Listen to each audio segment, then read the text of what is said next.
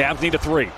Sexton works on Irving, trying to get loose. He'll fire. He knocks it down. Got to keep it moving. Don't get caught. Pound, pound, pound. Sexton for 3. Now he's guarded by the lengthy Durant. 5 to shoot. Colin Will. He's got another. Oh, mercy. A deep sip from a very tall glass.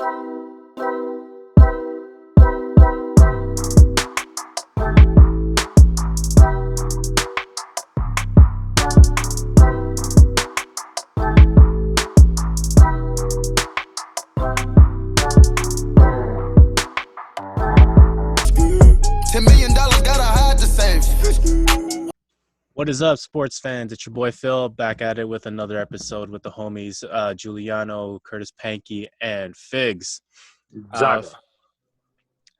Fellas, after watching a few games, what do we think of the Brooklyn Nets Big Three? Who want to go first? Because I got a lot to say, so y'all gotta go first. They better hope that they can score 150 against everybody week in and week out, because if they drop below like 110 or something, they have a high chance of being beaten.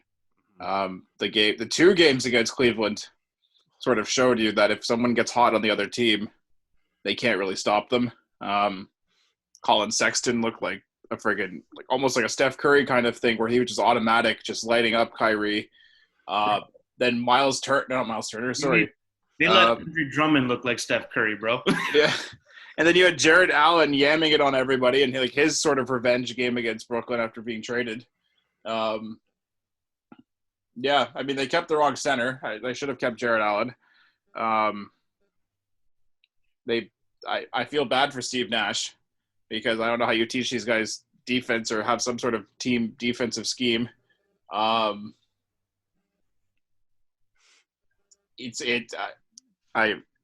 The fact that the Knicks have a better defense screams volumes. I'll leave it at that.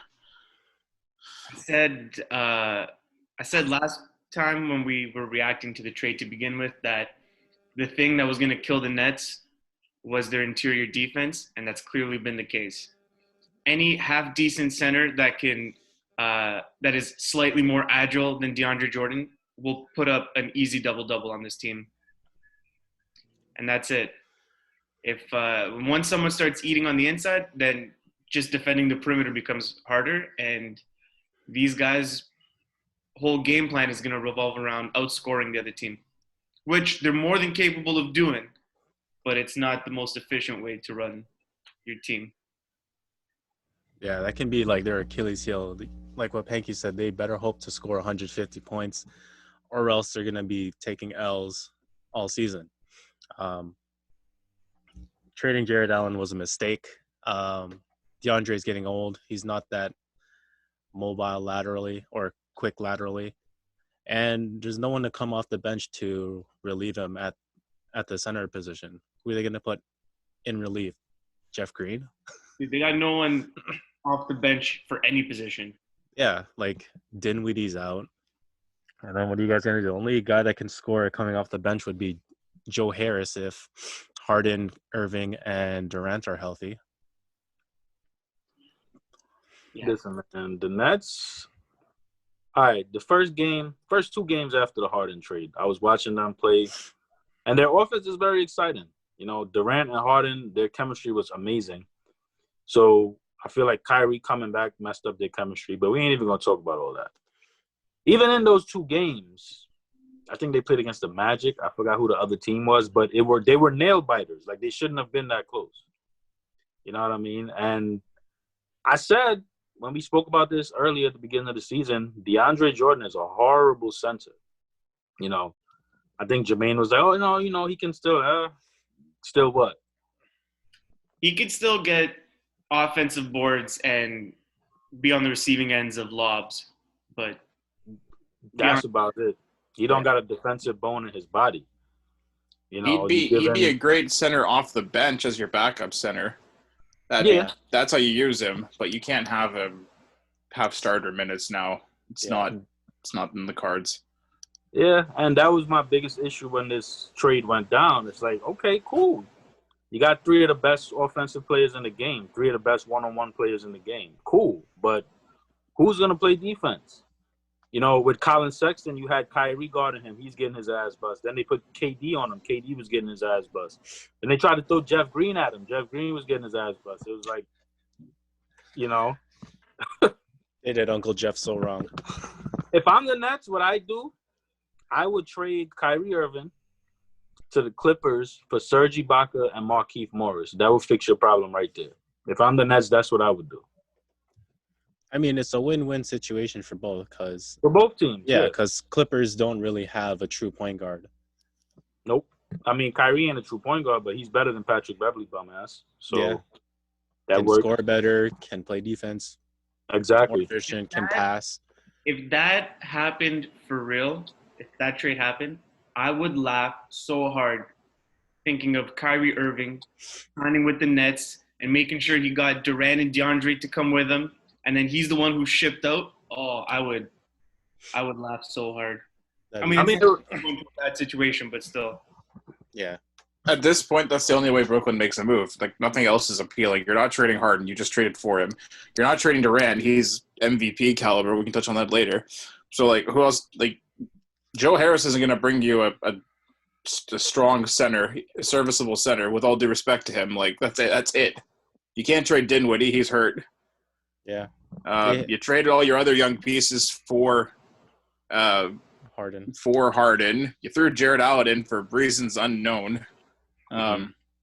Like, that's the only way you either stick with this team or you have to go big and trade Kyrie. Yeah, it's ridiculous. Like I was telling you guys, Joe Harris, I think he had 20 points in the first half yesterday on 6 threes. And I'm watching, I'm like, yo, this offense is deadly. And the only real starter the Miami Heat have is Bam. I mean, yeah, Dragic is there, but he hasn't looked the same this season. Obviously, Jimmy Butler is out. Bruh, I cannot name one motherfucker on the Miami Heat bench. And I watch basketball every day. I don't know them niggas, bro. I don't know them. So I'm looking at this shit. I'm like, yo, who are these guys? And I was watching the bench bust the Brooklyn Nets starters' ass yesterday. That is fucking ridiculous, bro. Like, I don't know. They might have to fire Steve Nash, bro. I'm not even going to lie. They got to do something because that defense is one of the worst I've ever seen. Ever. Honestly, if I'm Steve Nash, I'd be like, yeah, do it. Fucking, I'll go coach somewhere else that's actually, like, stable. I'll go back to Golden State to be their recruiter. You got to go somewhere, shit. Because, you know, no disrespect to Steve Nash, but, yeah, it's not looking good right now, bro. I don't know what coach – here's the thing, though. I don't know what coach you bring in that's going to turn this team into a friggin' defensive – not even a juggernaut, a serviceable defensive team. I don't know who you could bring. I don't know any alternatives, quite frankly.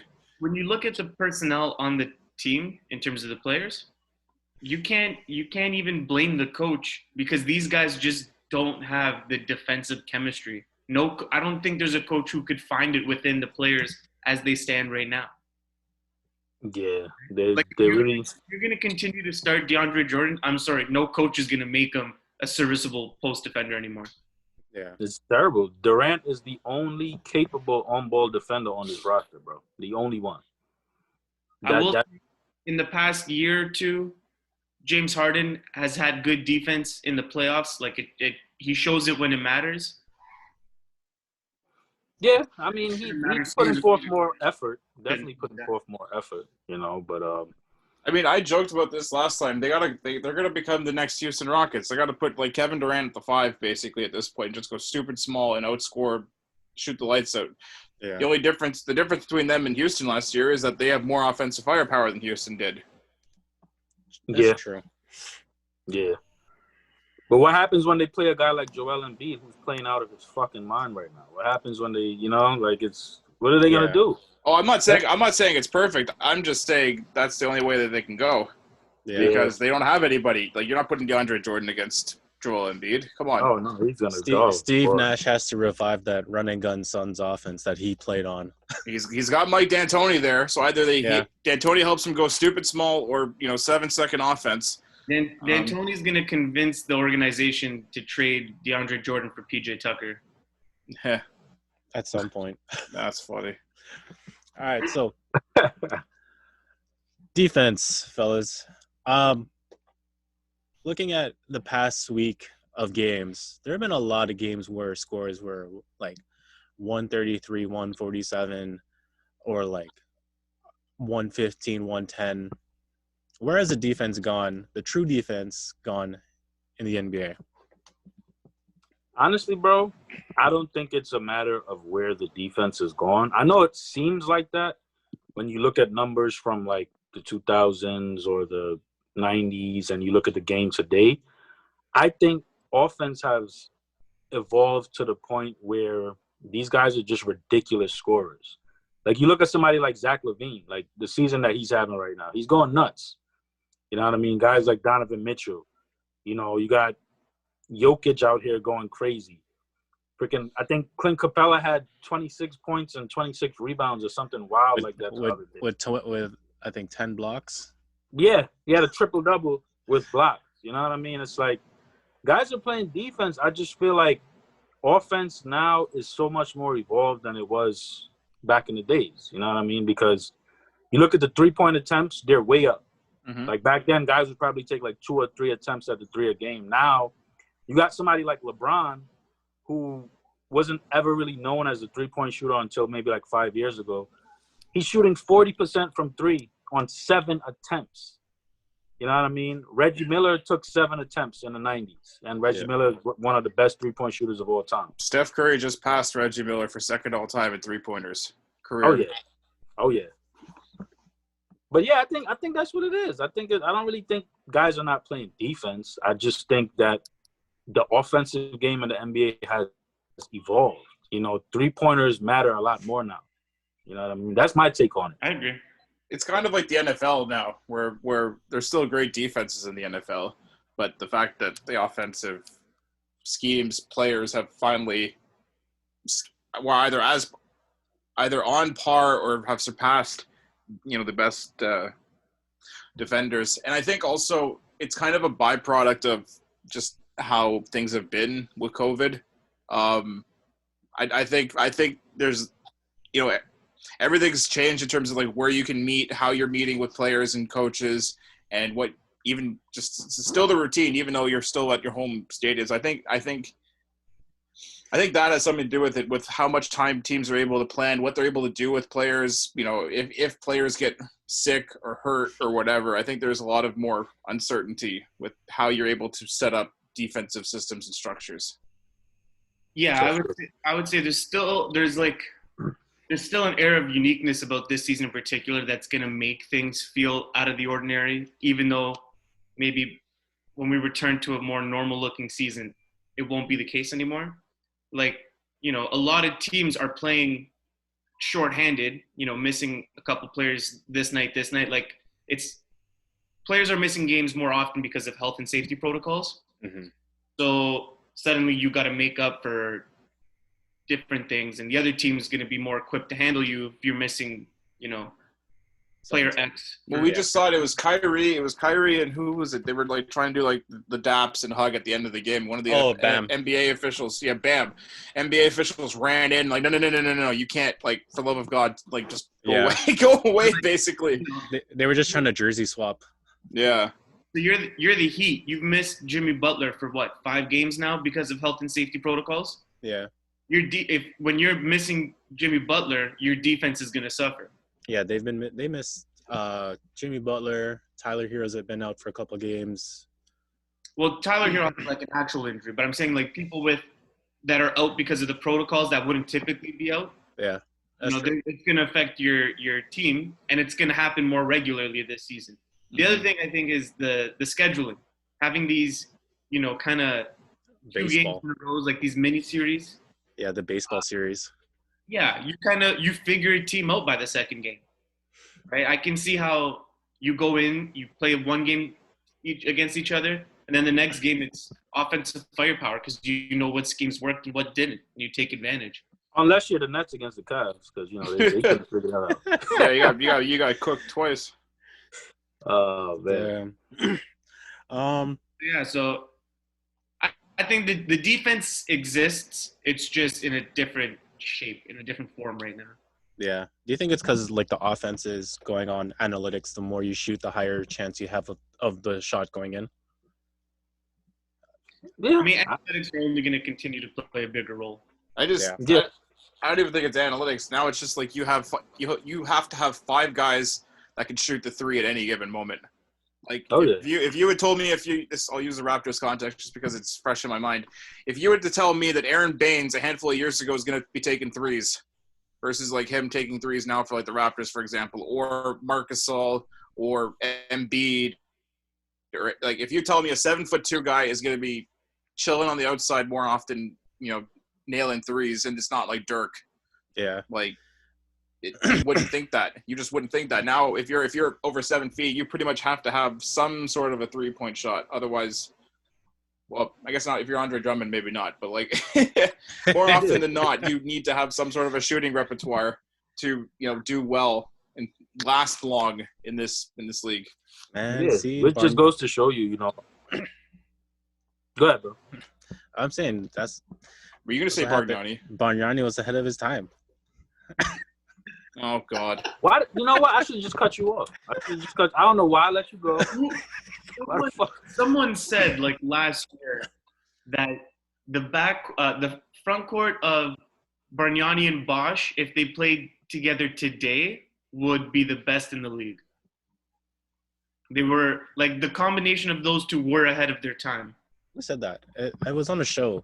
Some like analyst or former player, might have been Perk, but either way. I wouldn't be surprised if it was Perk. They could have been better, but to say the best, no, I can't subscribe to that. Okay. Sorry, and maybe he throw Garbajosa in the mix. Mixed up, but the point was that like if they played their style of ball in today's NBA, it would be a lot more effective than it was. Yeah. Oh yeah. Agreed. And then you add Garbajosa in there, and you had a point guard like Calderon. If his leg didn't shatter. Oh God. Yeah, if you take that Raptors team, put him in today's game with like young DeMar, Jesus. Babyface DeMar. Anyway. All right. So speaking of back in the day players, was Shaq's comments towards Donovan Mitchell in the post game taken out of context on every social media platform? No. Or even media platform? No. I don't think so. Okay, I saw the clip once, and the only thing I could think of was Shaq just came out of nowhere and was very disrespectful. Like, I love Shaq, and I think he's a funny guy, but, like, there was no part of that, like, seemed to be sarcastic or funny in any – like, he just came out and said, yo, you're not good enough to be better than you are now. And that's so rude to say to a young star who is improving every game. Like, it's really weird because, like, Charles Barkley was the one that was always, like, the grumpy old man towards, like, certain players. And now Shaq is just like, you know what? No, I'm going to be the grumpy old man. No, I'm going to say, be crabby about certain things. I'm just going to, he hates the Utah Jazz. Rudy Gobert, like, kicked his dog or something like that. So he hates Rudy Gobert. Now all of a sudden Donovan Mitchell is, like, crap to him. I don't know what Utah has done to Shaq. I don't know what the Jazz have done. But, like, someone's telling Shaq just to be edgy for the sake of being edgy. I don't know if it's a ratings thing, but it's awkward. That video is so cringe, especially when Donovan Mitchell is having his best season of his career. Like, that, like, I don't, it was just bad. So bad. Like, I get the thing with Gobert because this is a center who plays differently than you did, and you were a center, so you have an attachment to the way your position used to be played. I don't know. I guess I get that. But, like, Shaq has never, like, shown to be malicious or just, like, grumpy in that sense. And this just came out of left field. Like, I've never heard of him having a problem with Donovan Mitchell before. I don't understand why this happened. Yeah, I think, like, personally, like, I can see both sides to it. Like, yes, it was disrespectful, but then on the flip side, it was, like, I feel it was, like, Shaq trying to, like, light an even bigger fire in Donovan Mitchell to, like, help the Jazz, be more consistent in winning games. Right? That's the only logical thing I can think of, but I don't feel that's the case. Yeah, but then Donovan Mitchell's response tells you that he didn't need that quote from Shaq. Donovan No, Mitchell's he didn't. response shows you that was an unnecessary thing. That if it didn't have to be on national TV, and like Donovan Mitchell doesn't need that crap based on that response he gave.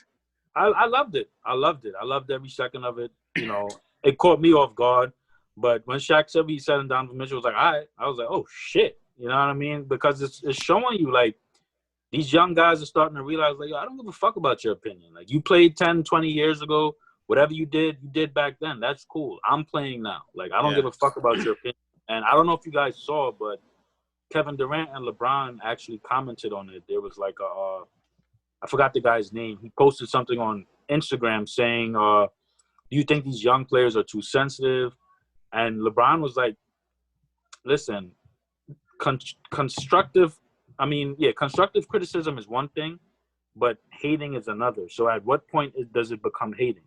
You know what I mean? And Kevin Durant said something along the lines. If you guys could pull it up, you can go ahead. But yeah, it's like, it's ridiculous. You know, like it is. And like when I see stuff like this, I have to flip it around, right? I have to be like, imagine Shaq playing in the social media era. How upset, how angry he would be at Twitter, at reporters, at Shaq himself if this was flipped. If old Shaq said this to young Shaq, it's not like Shaq would be like, all right, bet. No. Let's be reasonable here.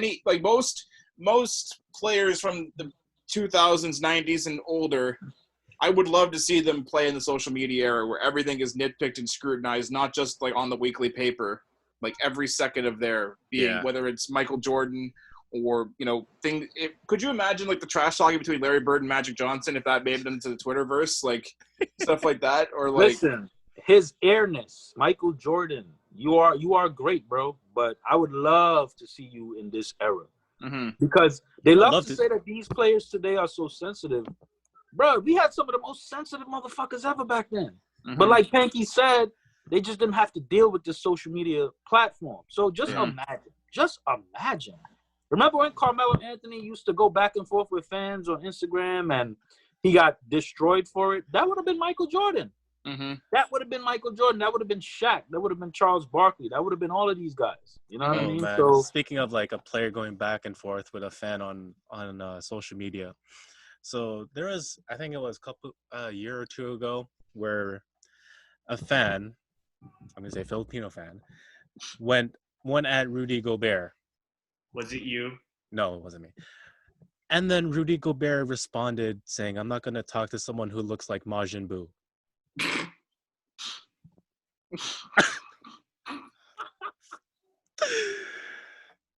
damn. well then. So Oh shit. Damn. God damn. another player I'd like to see in the social media game from like the 90s, early 2000s is Dennis Rodman.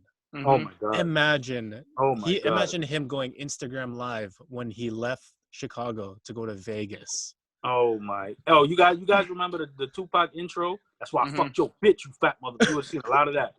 That would have been a lot of Dennis Rodman right there. Oh my god! The value of TFC would skyrocket if Dennis Rodman was in the social media era. Dennis Rodman, any of the Bad Boy Pistons. There are two players that would have gone fucked over by social media from back in the day. Those that couldn't handle the pressure from others over social media, and those that would screw themselves by exposing too much over social media. Yeah, fucking hell. Bro. All right, so who are your early MVP candidates for this year? I think we're 15 to 18 games so far in the season. We'll go one by one. Figs, who is your early MVP candidate? Kevin Durant. I was gonna say it has to be a player, not the New York team. Kevin Durant, definitely Kevin Durant. I do want to see their record improve, and I do believe with time that's gonna happen. You know what I mean? We're gonna start to see more consistency on offense, and even though their defense, in my opinion, is gonna remain horrible, they're gonna have to outscore a lot of these teams, which they will. But I do feel like, you know, this guy just tore his Achilles. We've seen people tear their Achilles before and never come back as the same player. You know, Kobe Bryant, granted he was a lot older. Yeah. But that season that he tore his Achilles, people forget. The Lakers were out of the playoff picture. That's the year Dwight Howard was there. And Kobe literally willed these guys to the playoffs by himself for like the last 15 games. Yeah. Then he tore his Achilles, came back the next season. He wasn't the same player. It wasn't the same. Yeah, he had that 60-point outburst for his last game, but Kobe was never the same again. Yeah. Like You know, his body just said, all right, that was the last injury. Exactly. I'm out. Dominique Wilkins, one of the best. The guy lost 2 inches off of his vertical from tearing his Achilles. You know what I mean? DeMarcus Cousins, this was one of the most dominant centers in the game. Clearly, he's not the same anymore. You know what I mean? So to see what Kevin Durant is doing, coming off this, bro, I was watching their game against the Magic. This motherfucker hit 10 shots in a row. Like, straight up, pulling up from mid-range. There's nothing you can do when he gets hot. Nothing. And I feel like him tearing his Achilles actually made his jump shot better. You know what I mean? Yeah. Kevin Durant is scary. He has 5 straight 30-point games. That ties the number 1 net to do that. You know what I mean? It's ridiculous. Like, coming off of the Achilles injury, yeah, I thought he was still going to be KD, but I didn't expect him to be playing like this. Yeah. I will say about Cousins quickly. Like the game he had last night, he could be back. That was a hell of a game for Cousins against Dallas. He was cooking. What do you have? 28 and how many? 28 and 17, 5 assists, 9 for 15 from the field, 4 for 8 from 3. Like he was cooking. Like if him and Christian Wood can get a balance together, and if this is like what Cousins will be, oh man, that's exciting. I would love that. And then if that Houston team is fully healthy, because like Oladipo was out for injury maintenance and recovery. Yeah. Christian Wood Eric Gordon dropped 33 also. Yeah. Everyone forgets about Eric Gordon because of James Harden in Houston taking all the shooting volumes. Yeah. So, but I digress. Sorry. Yeah. I mean, Houston is the team that I want to see do well. You know, Boogie was one of my favorite centers. I've always liked John Wall's game. You know, so and Oladipo, I was a big fan of Oladipo, you know, especially that year when they played the Cavs in the playoffs. He gave us hell. You know what I mean? So I would love to see him get back to that type of, you know, level of play. Yeah. So, yeah, that would be dope. Panky, who's your early MVP candidate? Okay, this is sort of a little bit left field, but I'm gonna put him in there because he's been on a friggin' island this season. We need to put some respect on Bradley Beal this season. Like he has been cooking in Washington, even though they're terrible, and like he is loyal to that team apparently because it doesn't seem like he wants to leave. Just to run down some of his stats this year because I do a double take. So he's averaging 34.9 points a game. So let's just say 35 points a game. 5 rebounds, 5 assists, 1.4 steals. He's shooting just under 50% from the field, 38% from 3. Like he won't win it, but he needs to be respected this year because he is playing out of his mind in Washington, even though the team is just god awful. Yeah.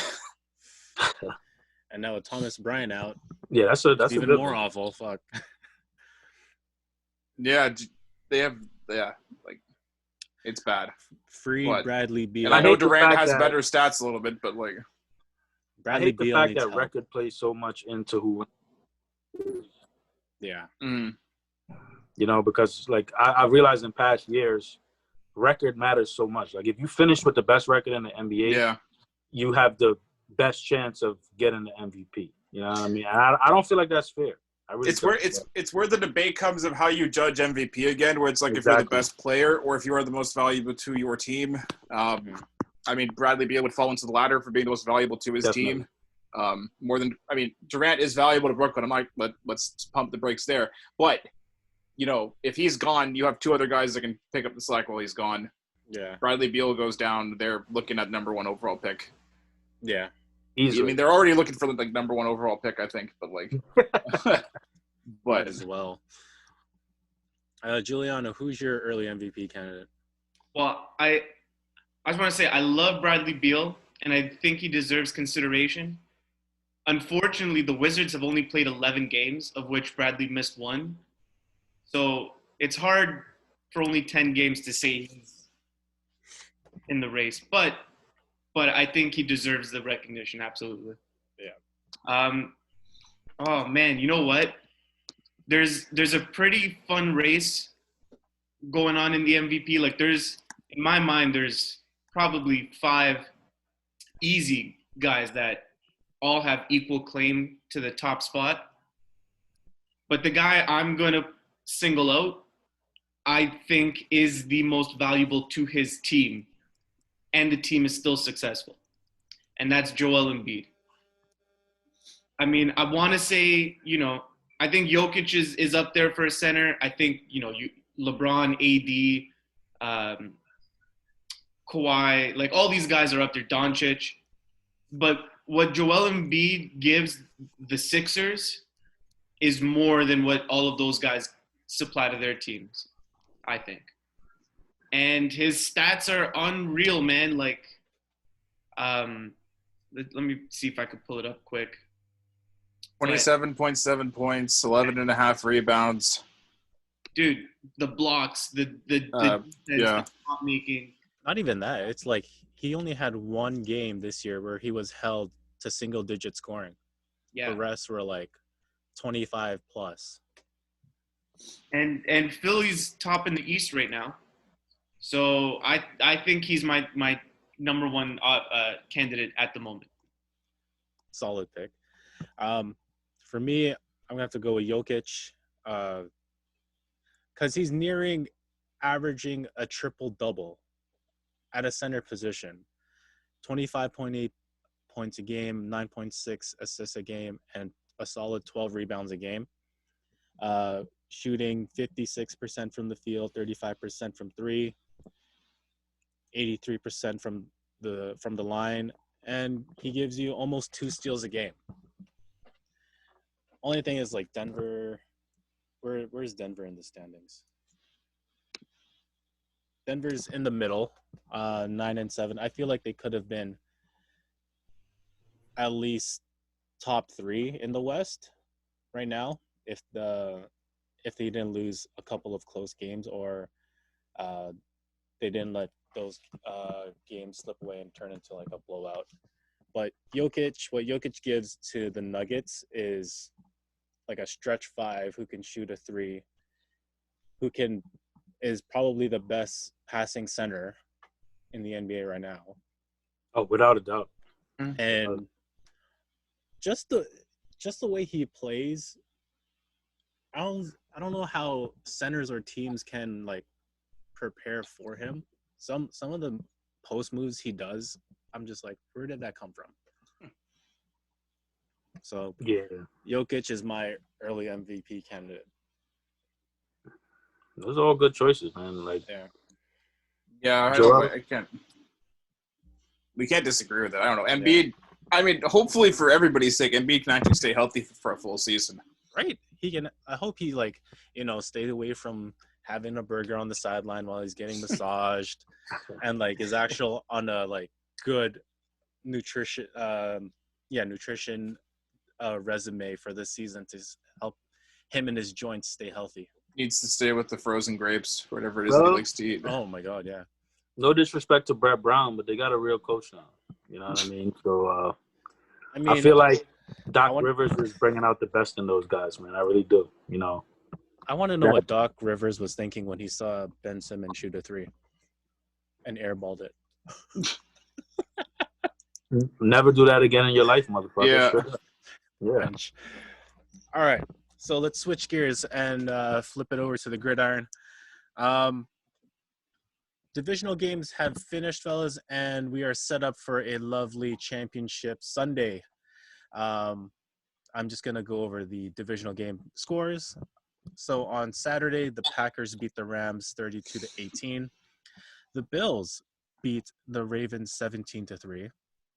Sunday, the Chiefs beat the Browns 22-17, and the Bucks, the battle of dads, Tom Brady and the Buccaneers beat Drew Brees and the Saints 30-20. The History Channel special. Yes, exactly.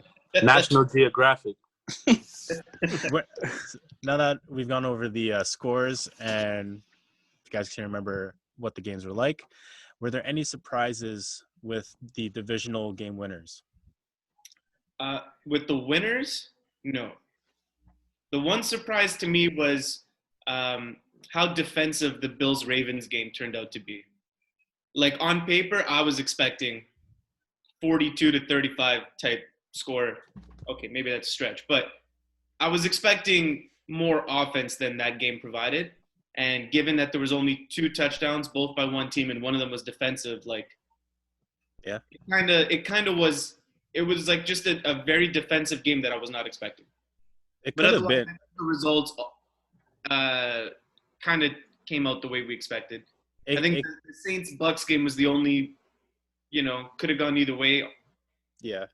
Going into it, but like the Bills game, it could have been more scoring for the Bills if Josh Allen didn't friggin' cannon overthrow Diggs, I think 2 or 3 times towards the end zone. And Diggs was open. It just overthrown. I was like, holy shit, this guy can throw from like the 5-yard line all the way to the end zone. And you have Diggs wide open.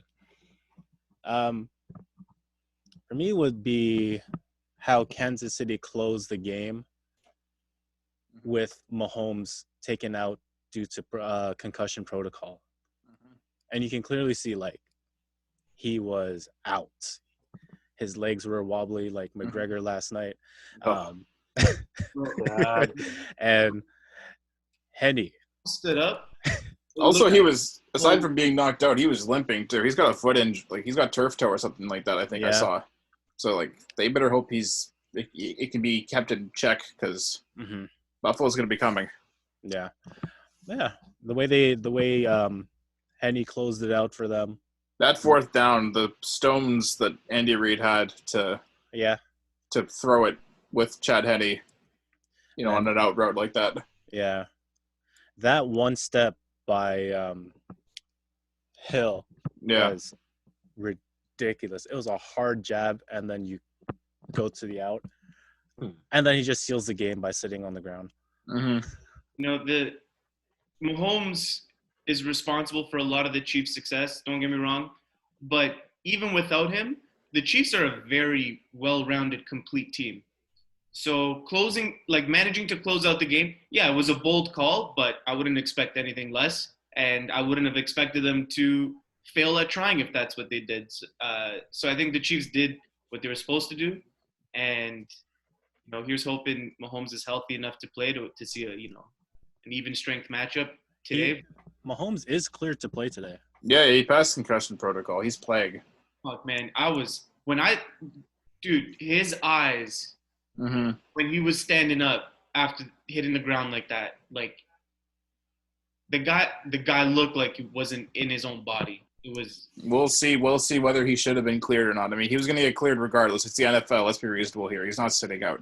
But let's see, what percentage he's going to be cleared to play, like, on the field. If I just committed $500 million over 10 years to one guy, I'm going to fucking make sure he's healthy. Listen, man, that kid has the heart of a lion. He's going to play. He's going to throw over 300 yards. He's going to destroy that Bills defense. I guarantee it. I hope so. Oh, God, I hope so. And then, I guarantee it. Looking at NFL reports right now, the Chiefs will have Clyde Edward-Helaire back despite battling ankle and hip injuries for today's game. Oh, yeah. Though, right? I think Le'Veon's good. Samuel Watkins is good. He's just chilling. Like, they don't use him at all. Yeah. It's like LaShawn McCoy last year. They don't use him at all. Yeah. So for today's championship games, we got the Bucks and Packers. Also, I guess this leads into the preview, I guess. The Buccaneers are going to have Vita Vea back on their D-line. That mammoth of a man on the nose tackle. So something to look forward to against the Packers. Yeah. So speaking of that, who do we have for the Bucks and Packs game? It's so tough. You know what? With the 4 teams that are remaining, honestly, I am cool with any of these two meeting in the Super Bowl. Mm-hmm. Like I love the storylines that are at play with any of these four teams going.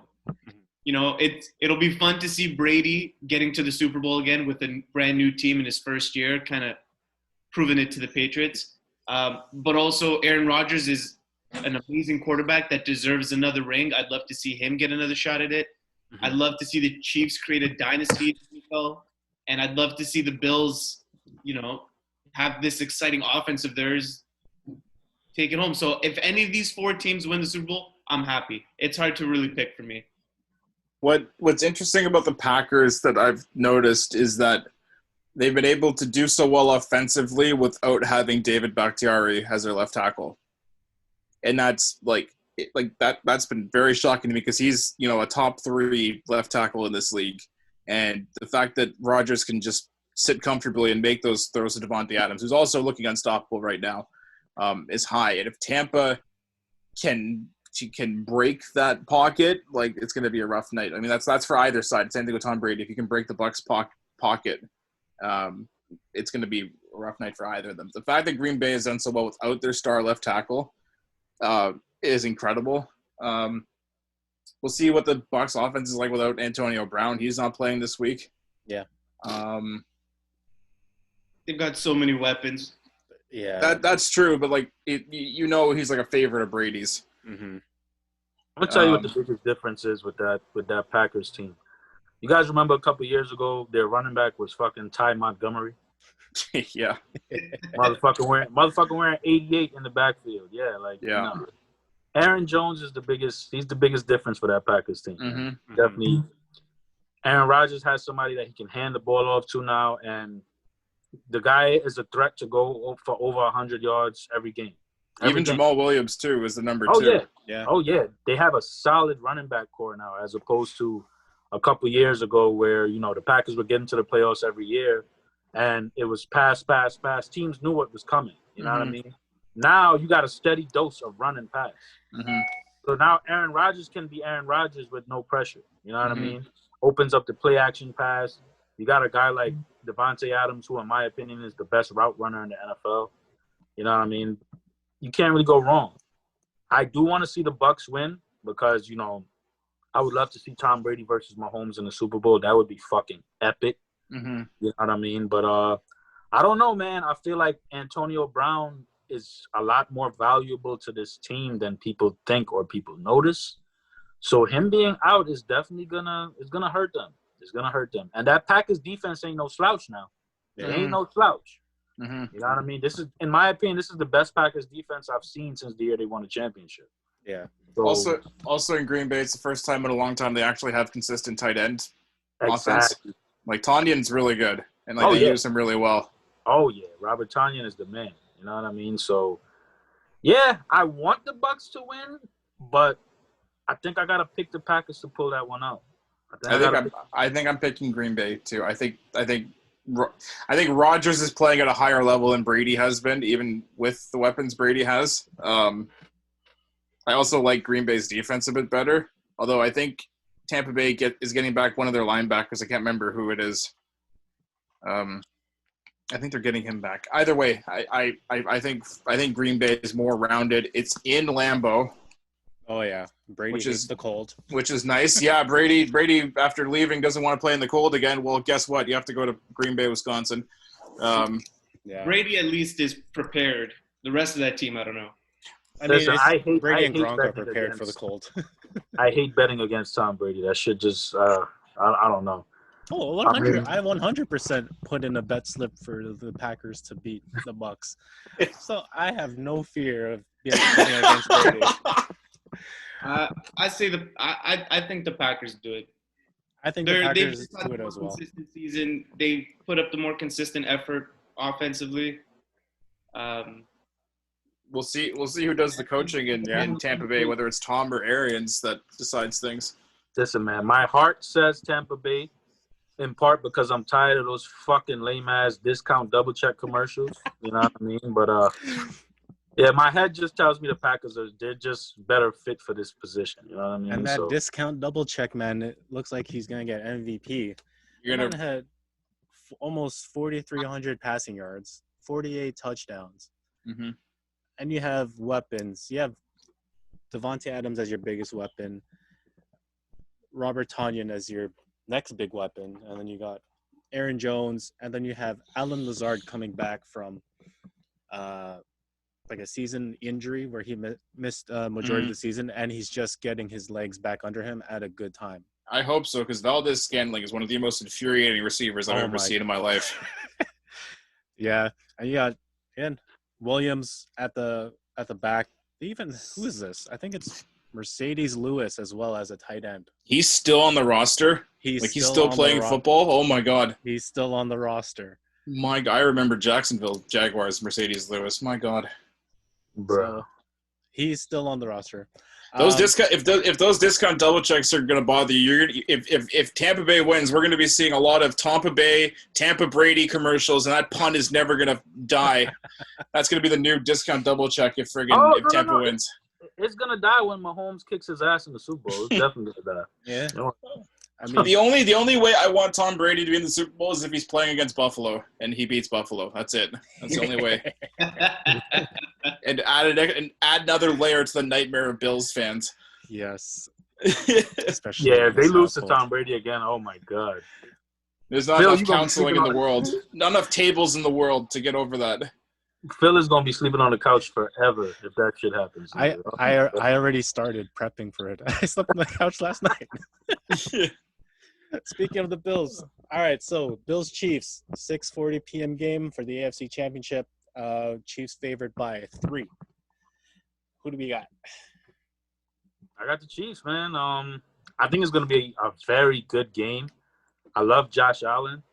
I love the fight in him. You know what I mean? I feel like he's going to, even if they go down, my bad, even if they go down, they're going to go down. You know what I mean?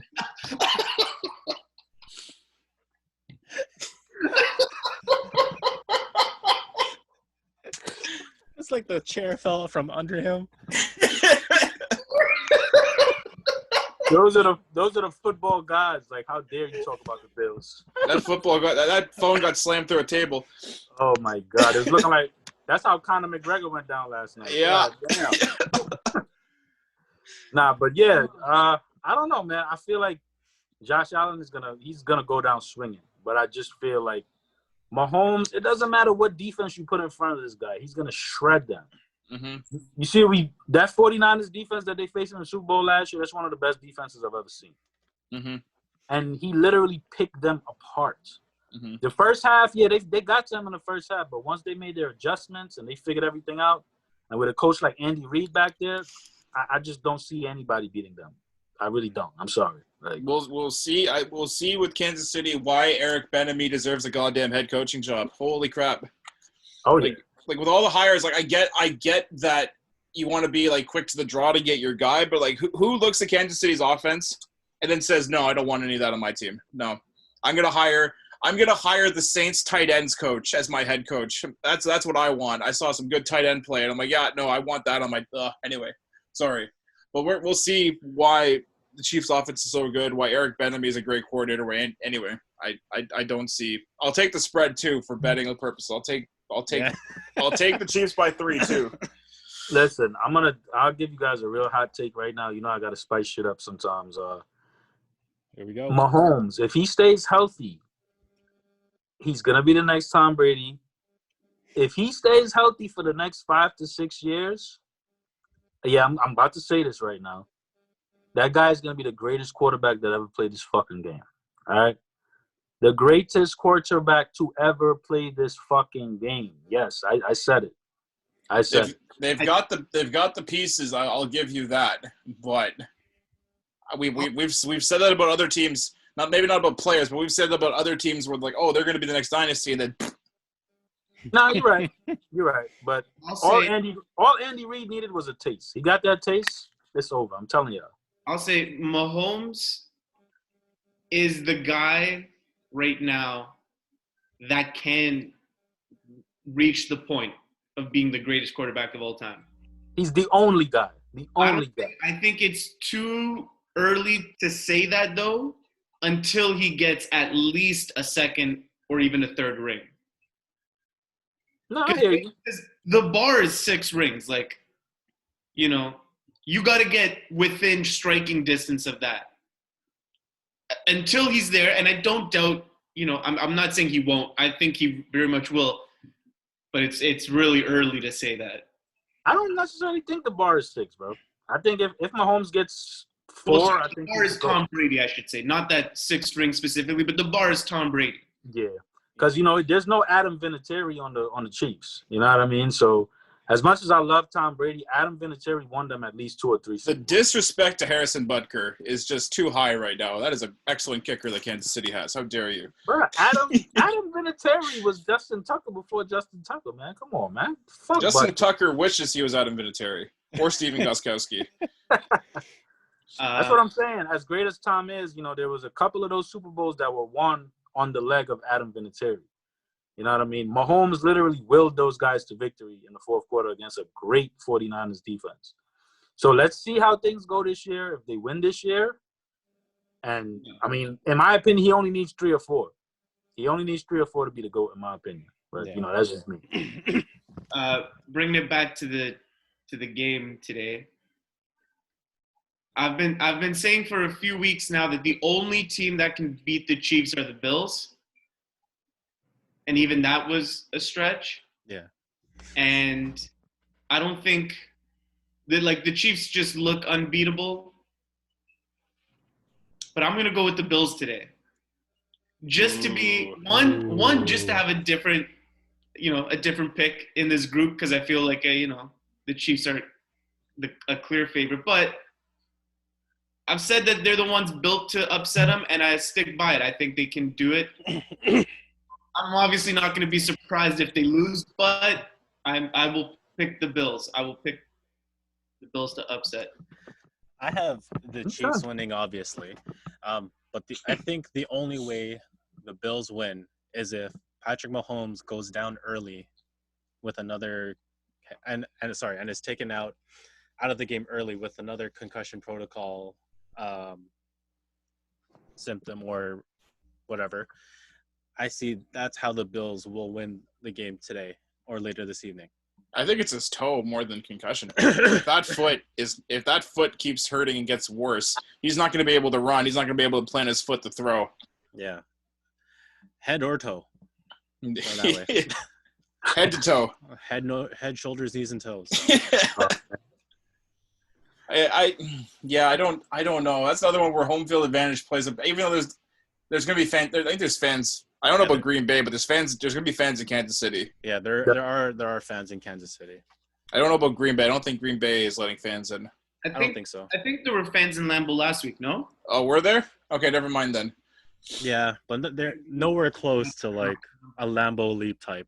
Yeah, no, definitely. They had all those seats sectioned off. It's going to be a good day of football. Can we talk about Stafford? Oh. Hold on, wait. Let me just confirm our Super Bowl pick. So you had, I think all 3 of you had Chiefs Packers? Yeah. Yes, sir. And I have Bills Packers. Okay. Yeah. In original NFL, sort of AFL, NFL Super Bowl redone. Yeah. Yes, sir. All right. So, yes, Matthew Stafford. Stafford watch. Stafford watch. Where do you think he will end up? Giants. Why would you want him on the Giants? I'm sorry. I thought Danny Dimes was the future. Yeah, I thought Danny Dimes was the second coming. Yeah, he showed a glimpse with that big yard run and then fell to the floor. Here's the thing about Danny Dimes, right? Danny Dimes has all of these intangibles to be great, but I don't have the patience to wait on this motherfucker to get there. You understand? So he's a work in progress, and I feel like in a couple years, if he can, cut down on the turnovers and things of that nature, because he can make all the throws. I mean, whatever we want to say about him, I think we can all agree that he can make all of the throws. You know what I mean? He's a very accurate passer. He does a lot better against man than he does against zone, so he has to get better against the zone and things of that nature. But yeah, like I said, I'm impatient, man. I'm tired of waiting. We haven't won since 2012. I need a ring, man. Before we go into who's going where, here's a timeline of what happened in Detroit with Stafford and the Lions organization. This is from Albert Breer. Stafford timeline per sources. Stafford went to Sheila Ford and Rod Wood in early January. That's like the ownership group. Yeah. Stafford agreed to wait on the coach and GM searches. Candidates were apprised of the situation. So they knew ahead of time that Stafford is not happy. Mhm. They spoke with Wood, I think is their general manager or their president, spoke with Brad Holmes and Dan Campbell. Campbell, Woods, and Holmes called Stafford.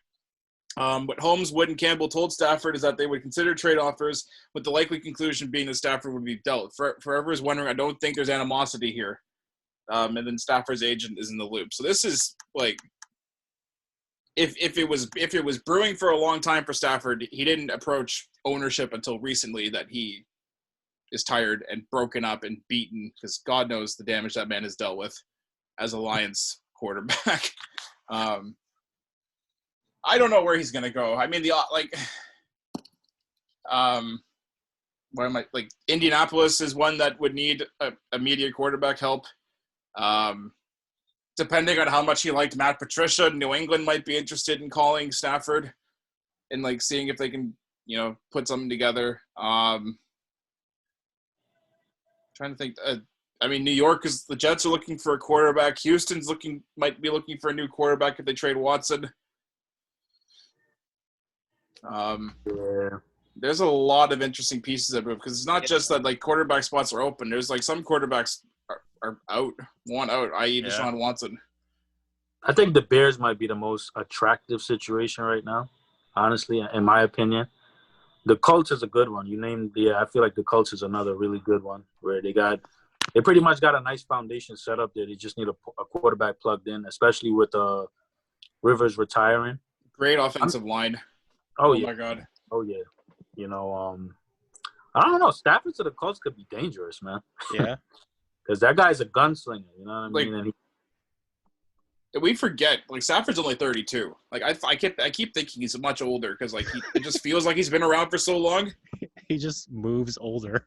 But I mean, like the when there was a replay when it was against Cleveland, and like he like clearly damaged his shoulder, and then like was like, no, I got this, and throws the game-winning like touchdown pass with 0 seconds on the clock. It's just like he's added to the list of great Lions players that were wasted.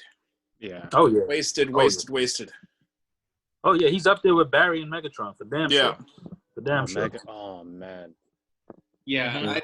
I'd say the Colts are the best fit on paper. It's an immediate plug and contend. Oh yeah. But I mean, there's lots of options. I don't think a team that still needs a little more work beyond the quarterback situation, like a Jets, will go for him, because 32 is not old, but it's also not young. Well, for the Jets, apparently Deshaun Watson has the Jets on top of his list of places he would go. Why? That's he has them over Miami. It's like the Jets in Miami. That's false. Yeah. Wait. Miami. Jets aren't the top of any list anywhere. Let me pull it up. Calm down. Hold on. Trevor Lawrence. The Jets, and then you say calm down. Like, how dare you? The Jets weren't even on Trevor Lawrence's up list. This is from one of the beat reporters in Miami. Deshaun Watson's top two choices for trade destinations: Jets and Dolphins. Oh, of course, he had to throw the. No, but someone shut that down. Our collective minds shut it down, because no one thinks that anybody wants to go to New York. I saw a tweet come out later saying that the writer who said that has no sources and it was just speculation. I don't know, but the other thing was also is that if there was a Dolphins trade with Houston, the Houston would want more than just Tua.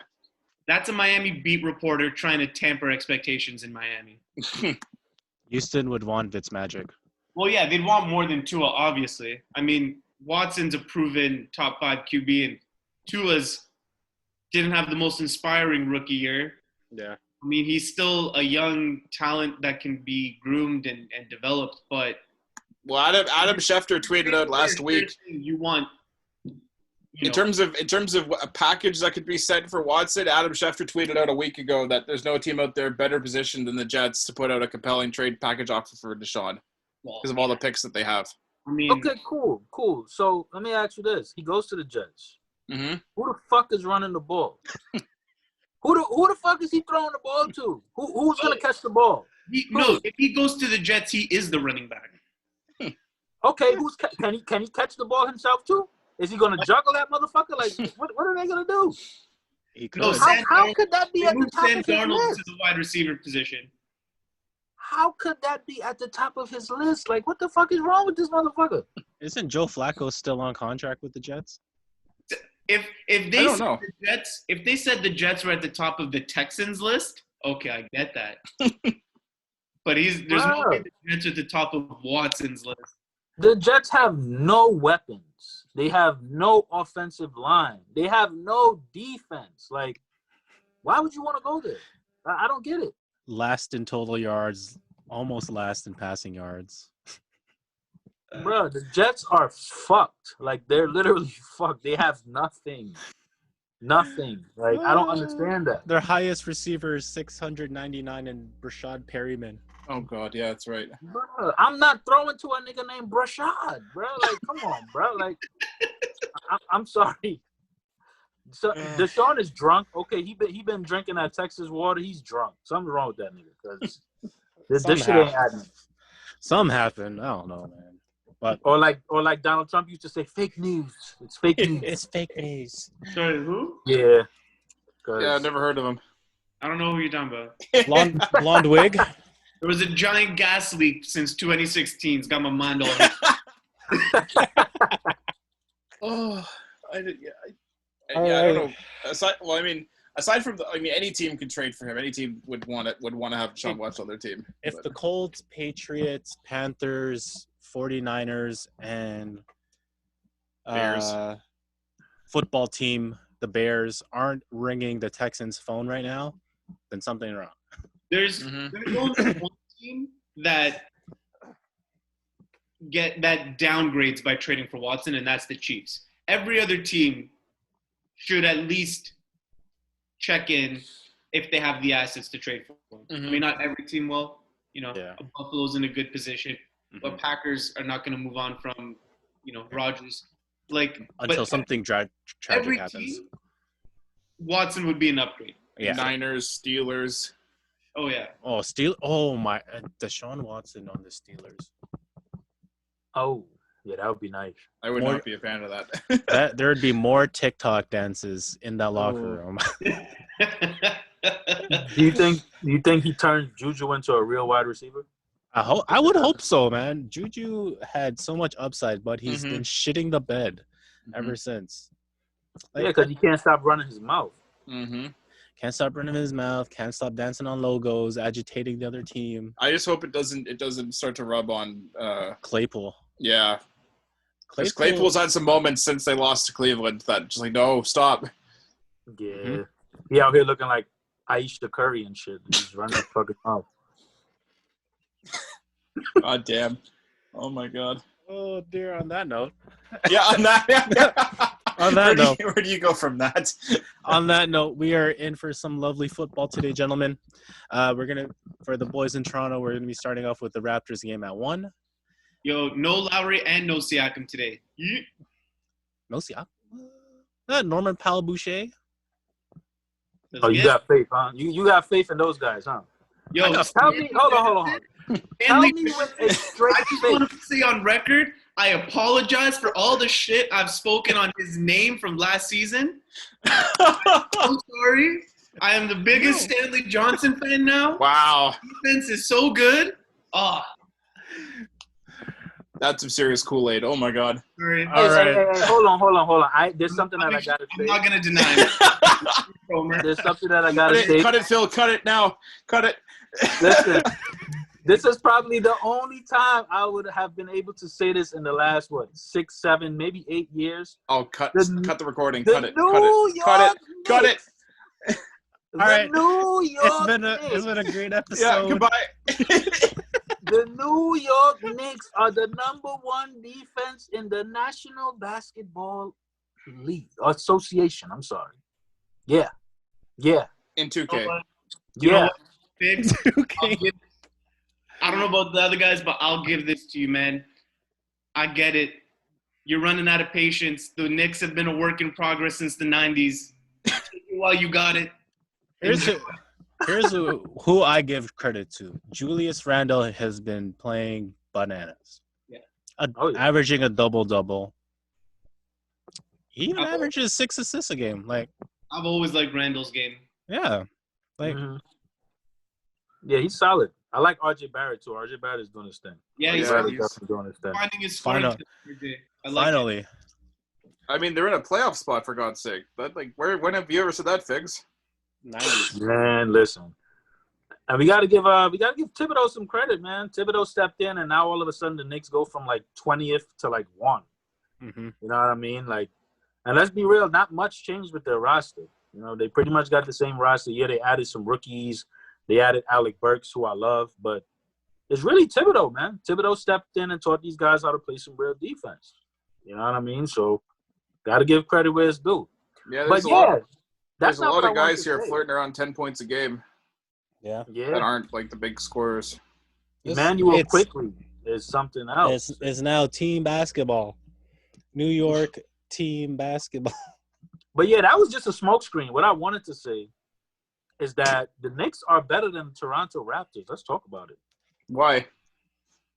What do you mean why? Because nigga, through 15 games. Okay. Through 15 games, I would say. Okay. Kinda. Hold on. One sec. For those of you watching, yes, I am alone. I'm by myself in this bitch taking on 3 Raptors fans. Yes. Hey, not look. You got 3 guys behind you. Look at that. So yeah. So will you denounce your Atlanta Hawks bandwagon ship right now? No, I won't.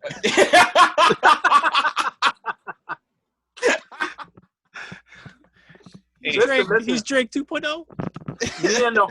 Me and the Hawks are in purgatory right now. You understand? 'Cause they came out, they were firing on all cylinders. I'm like, oh shit, and then they started to lose. I'm like, all right, I'm gonna put y'all motherfuckers on the shelf right now. You know what I mean? So once they win like 10 games in a row, then I'm gonna put Trae Young and Kevin. I mean, they're right next to each other in the standings. They're 7th and 8th, so you gotta choose.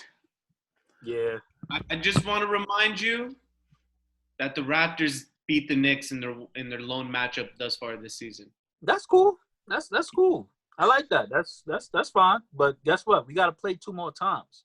And you know what the outcome is going to be? Sorrow. Sorrow for Raptors fans. It's going to be sorrow. Sorrow for the Knicks. Yeah, all right. Well, until that time comes, we'll agree to disagree. Definitely. We'll do like quarter of the season check-ins on how the Raptors and Knicks are doing, and we'll keep the energy going. You're gonna have to put some wages on that. You're gonna have to put some wages on those games. You know what I mean, like happily. But when restrictions and the border opens, we'll start putting bets. I'm trying to see some Raptors fans and Knicks jerseys. That's the type of wages I'm talking. Doesn't Jermaine owe me a Popeye's chicken sandwich for when the Cowboys the Falcons? The fuck? Yeah, but call him up. I mean, hey, I don't know what he's doing. No, today. Jay, I'm hungry. Good luck trying to find him. Yeah, you ain't getting that shit, bro. I'm sorry. Julian, if you drive, I have his address. Oh, Jesus. You gonna be one hungry motherfucker waiting on that. It's gonna be his cat answering the door. Shout out Kovu. Shout out to Kovu. All right. Well, that's been another episode of Ignorant Sports Talk. It's been a pleasure. Stay ignorant, stay safe, and peace. Cheers, Go guys. Knicks! Fuck the refs. Nope. You cut that out. Cut that out. Cut the episode before that.